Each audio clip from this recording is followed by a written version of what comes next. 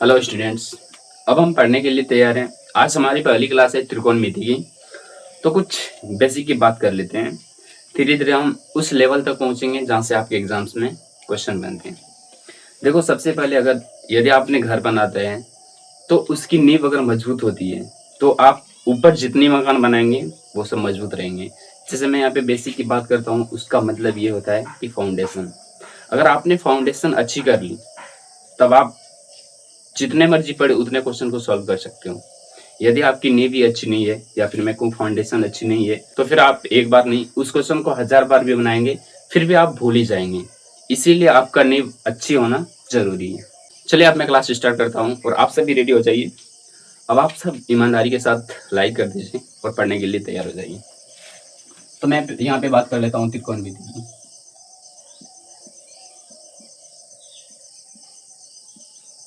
त्रिकोणमिति, तो त्रिकोणमिति में हमेशा याद रखना हमारे पास एक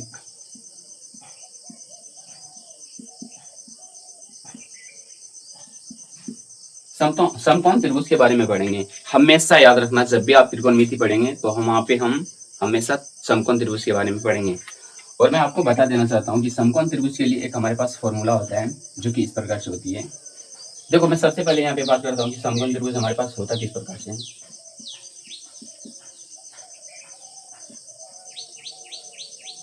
आप सबको पता है कि एक कोण हमेशा उसका 90 डिग्री होता है और बाकी एक कर्ण होता है और एक हमारे पास आधार होता है। इस प्रकार से हमारे पास एक समकोण त्रिभुज होती है। नाम दे देता हूँ ABC। याद रखना हमेशा, ये जो कोण होता है ये हमारे पास हमेशा एक 90 डिग्री का कोण होता है। समकोण त्रिभुज हम उसे ही कहते हैं जिसका एक कोण 90 डिग्री हो। बात क्लियर। अब हम आगे बढ़ते हैं। सॉरी। तो समकोण त्रिभुज में हमेशा एक फॉर्मूला पढ़ते हैं हम। तो एक चीज मैं यहाँ पे और बता देना चाहता हूँ कि ये होता है हमारे पास कर्ण और ये होता है हमारे पास आधार और ये होता है हमारे पास लंब। लंब को हम यहाँ पे बी से डिनोट करेंगे, आधार को हम यहाँ बी से डिनोट कर देंगे और कर्ण को हम यहाँ एच से डिनोट करेंगे। तो उसी प्रकार से हमारे पास यहाँ पे एक फॉर्मूला होता है, कर्ण स्क्वायर बराबर लंब स्क्वायर प्लस आधार स्क्वायर। यदि मैं यहाँ से कर्ण स्क्वायर रिमूव करता हूँ, जैसे मैं आपके सामने लिखता हूँ कर्ण बराबर, तो इधर स्क्वायर हटने के बाद इधर अंडर रूट आ जाएगा। तो मैं यहाँ पे लिख सकता हूँ अंडर रूट लंब स्क्वायर प्लस आधार स्क्वायर। यदि मैं इसको इससे डिनोट करता हूँ, जैसे कि हमारे पास कर्ण की वैल्यू h है, तो मैं फिर लिखता हूँ h बराबर जो हो जाएगा अंडर रूट लंब p square plus b square. यहाँ तक कोई दिक्कत नहीं होनी चाहिए और ये तो बेसिक चीजें हैं, आप लोग पहले ही पढ़ चुके होंगे। जब हमारे पास यहाँ पे लंब और आधार दिया हुआ रहेगा तो हम कर्ण किस प्रकार से फाइंड कर सकते हैं, उसके लिए हमारे पास ये फॉर्मूला होता है। या फिर कर्ण और आधार दे रखी है तो लंब किस प्रकार से निकालेंगे, इसके लिए हमारे पास ये फॉर्मूला होता है। और आगे मैं आपको बताऊंगा कि इस त्रिभुज में तीनों जो भुजाएं हैं वो त्रिकोणमिति में कैसे प्रयोग करते हैं। तो अब यहाँ तक क्लियर। अब जैसे हमारे पास यहाँ पे निकालना पड़ेगा, मैंने यहाँ पे एच की बात करी, एच मतलब कर्ण, और मैं अब पी की वैल्यू निकालता हूँ तो उसके लिए फॉर्मूला क्या हो जाएगा, पी बराबर, देखो जैसे कि हमारे पास यहाँ पे मैं यहाँ से समझाता हूँ। अब जैसे मैं यहाँ पे पी की वैल्यू निकालता हूँ तो ये कर्ण तो रहेगा, आधार माइनस में आ जाएगा। तो उसी प्रकार से क्या होगा, पी बराबर अंडर रूट कर्ण स्क्वायर यानी कि एच स्क्वायर, ये माइनस में आ जाएगा आधार के स्क्वायर यानी कि बी का स्क्वायर। अब हमें बी की वैल्यू चाहिए तो आपको कुछ नहीं करना है, बस एच स्क्वायर माइनस बी का स्क्वायर हो जाएगा। तो आप इससे तीनों की वैल्यू निकाल सकते हैं। अब मैं क्वेश्चन की ओर बढ़ता हूँ और चीजें और भी क्लियर हो जाएगी। अब मैं आपके सामने एक छोटा सा एग्जांपल लेता हूँ और वो एग्जांपल उस त्रिकोणमिति के अंदर इतना इंपॉर्टेंट होता है कि आप हर बार उसी को पढ़ेंगे। जैसे मैं आपके सामने लेता हूँ, एक हमारे पास यहाँ पे एंगल मतलब त्रिभुज है, समकोण त्रिभुज, और इस समकोण त्रिभुज में हमारे पास ये ए बी सी, ये भुजा हमारे पास 4 है और ये भुजा हमारे पास 3 है और ये भुजा हमारे पास 5 है। कहने का मतलब मैं यहाँ पे लिखता हूँ कि हमारे पास लंब यानी P की वैल्यू 4 है। अब मैं बात करता हूँ आधार की, तो हमारे पास यहाँ पे आधार हो जाएगा, आधार को हम B से डिनोट करते हैं, B से, तो यहाँ पे आधार की वैल्यू 3 है। अब मैं बात कर लेता हूँ कर्ण। कर्ण हमारे पास h है। अब मैं यहाँ पे बात कर लेते हैं कि हमारे पास इसकी वैल्यू 5 है। अब यहाँ तक आपको चीज़ें क्लियर हो गई होगी। अब मैं चाहता हूँ आपसे कि हमारे पास यदि यहाँ पे कर्ण की वैल्यू नहीं दी गई, कर्ण की वैल्यू हमें नहीं पता है, तो आप किस प्रकार से फाइंड कर सकते हैं? आप इस फॉर्मूले से फाइंड कर सकते हैं। यहाँ पे कर्ण है तो आप यहाँ से फाइंड कर सकते हैं कर्ण की वैल्यू, और यहाँ से फाइंड कर सकते हैं लंब की वैल्यू, और आप यहाँ से फाइंड कर सकते हैं आधार की वैल्यू। तो उसी प्रकार से हमारे पास कर्ण चाहिए, तो कर्ण के लिए हमारे पास फॉर्मूला क्या है? h बराबर √p² प्लस b स्क्वायर। अब यहाँ से h की वैल्यू हमें चाहिए, तो p की वैल्यू कितनी है? p की वैल्यू 4, तो मैं यहाँ लिखता हूँ 4 का स्क्वायर प्लस 3 का स्क्वायर। h बराबर √4 चौकी 16 प्लस 9। अब यहाँ से h की वैल्यू हमारे पास निकल के आएगा 16 9 25, जिसकी वैल्यू हमारे पास 5 होता है। यहाँ पे मुझे पहले से पता था 4 3 5 का एक ट्रिपलेट होता है, इसलिए मैंने यहाँ पे इसकी वैल्यू 5 लिखी थी। और आप इस प्रकार से भी निकाल सकते हैं जिसकी वैल्यू हमने आसानी से निकाल ली। और मैं आपको बता देना चाहता हूँ कि 3 4 5 और एक ट्रिपलेट हमारे पास ये होता है 5 12 13। ये दो ट्रिपलेट इतने इंपॉर्टेंट है कि आपके एग्जाम्स में इसी पे क्वेश्चन बनते हैं। जब हम आपको क्वेश्चन कराएंगे तो ये दो ट्रिपलेट आपको हमेशा नजर आएंगे।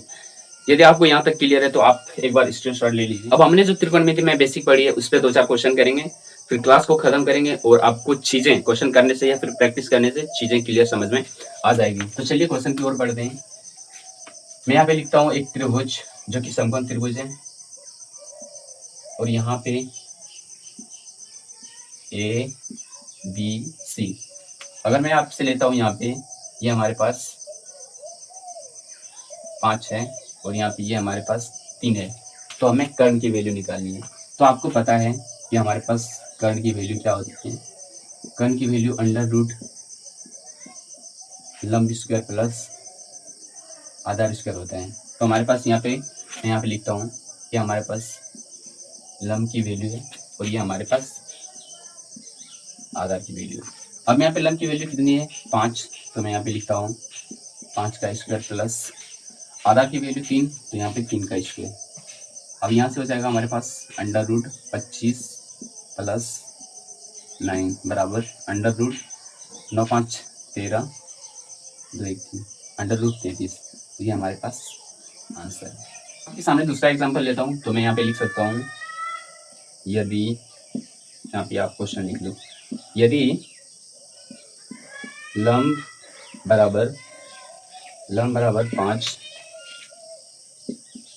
और आधार बराबर 12, तो कर्ण ज्ञात करें। तो आपको पता है कि कर्ण हमारे पास h की वैल्यू होती है, तो h बराबर p² प्लस b स्क्वायर। अब यहाँ से हमारे पास p की वैल्यू कितनी है? p की वैल्यू हमेशा याद रखना लंब की वैल्यू होती है और आधार b की वैल्यू होती है।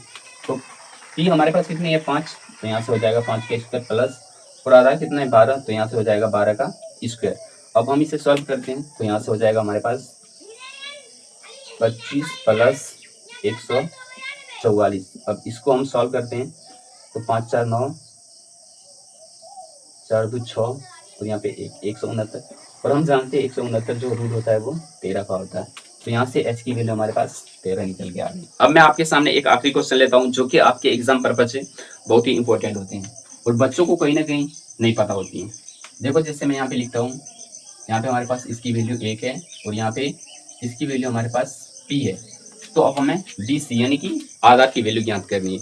देखो यहाँ पे एक नॉमरिक था, जैसे कि मैं बात करता हूँ 4 5 3, तो ये तो हम फाइंड कर सकते हैं, पर यहाँ पे जैसे p की वैल्यू हमें पता नहीं, तो आप इसे किस प्रकार से सॉल्व कर सकते हैं मैं आपको बता दूँ। और ये आपके एग्जाम पर्पज से बहुत ही इंपॉर्टेंट होते हैं।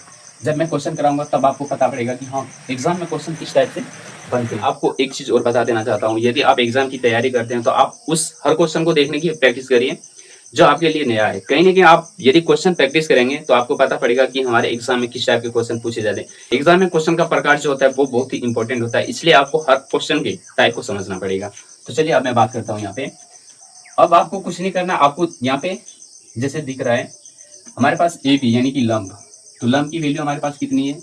मैं अगर लंब की बात करता हूँ तो लंब की वैल्यू 1 है, और यहाँ से आधार की वैल्यू हमें चाहिए, तो आधार की वैल्यू हमारे पास कुछ नहीं है।